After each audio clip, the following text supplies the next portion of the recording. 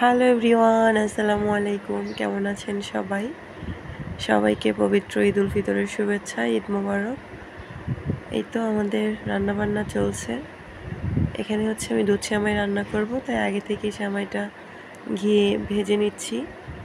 আর দুধটা হচ্ছে এখানে আমি জাল করে নিচ্ছি। তো এই একটা সেমাই রান্না করে ফেললাম।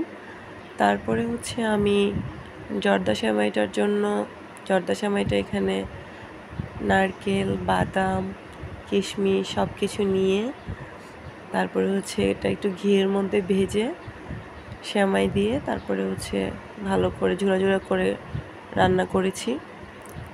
আর এই পাশে হচ্ছে কিছু পিঠা ভেজে নিলাম। আসলে ঈদের দিন, ঈদ মানেই আনন্দ, ঈদ মানেই খুশি।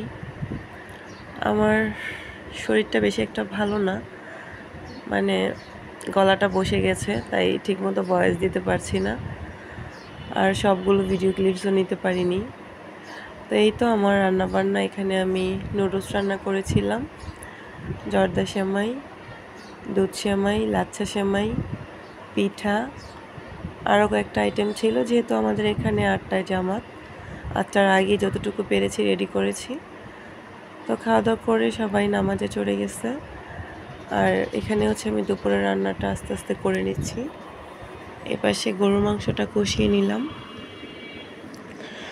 আমার ভয়েসে যদি বুঝতে কোনো প্রবলেম হয় অবশ্যই ক্ষমার দৃষ্টিতে দেখবেন, কারণ ঠান্ডার জন্য হচ্ছে আমার গলাটা বসে গেছে।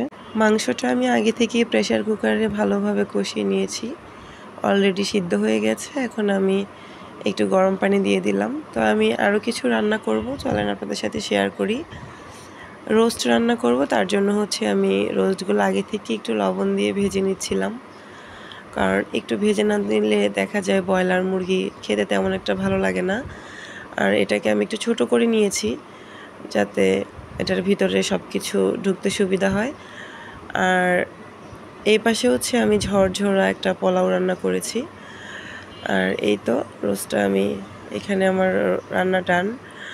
মানে সময় স্বল্পতার জন্য পুরো ভিডিও ক্লিপসটা নিতে পারি না। আপনারা চাইলে আমি আলাদা করে রোস্টের রেসিপি দিব, আপনারা কমেন্ট করে জানিয়েন। তারপরে এখানে ছিল ডিম ভুনা। আমি এখানে ডিম ভুনা করেছিলাম, এটা কোরমা না, এটা হচ্ছে ডিম ভুনা করেছি। আর সাথে ছিল একটা আমের চাটনি, মানে টক বলা যায় এটাকে। আম দিয়ে রুই মাছের মাথা দিয়ে তারপর রান্না করেছি, টক খেতে ইচ্ছা করছিল। দুপুরে খাওয়া দাওয়া শেষ করে এই তো চটপটি বানালাম, সবাই মিলে চটপটি খেলাম। ঈদের দিন আর কোথাও বের হইনি, বাসায় সময় কাটালাম। তো সবাই ভালো থাকবেন, আমাদের জন্য দোয়া করবেন।